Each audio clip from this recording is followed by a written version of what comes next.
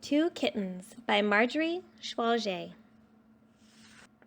I have two kittens named Jill and Marie. They're just as nice as kittens can be. I keep them warm, I feed them well. If they spill some milk, I never tell.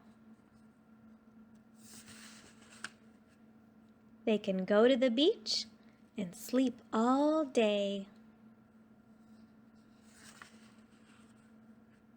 or meet a friend at the park, and play and play and play.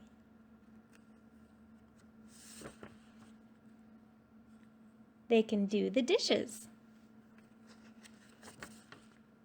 or fish for fishes. And at birthday parties, they get their wishes. If they want to cook, I let them cook.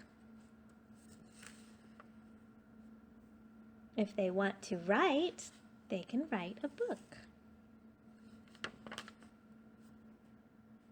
They can wash the clothes and scrub them hard. They can hang the clothes on a line in the yard. They can press a dress so it looks just fine. Don't you wish you had some kittens like mine?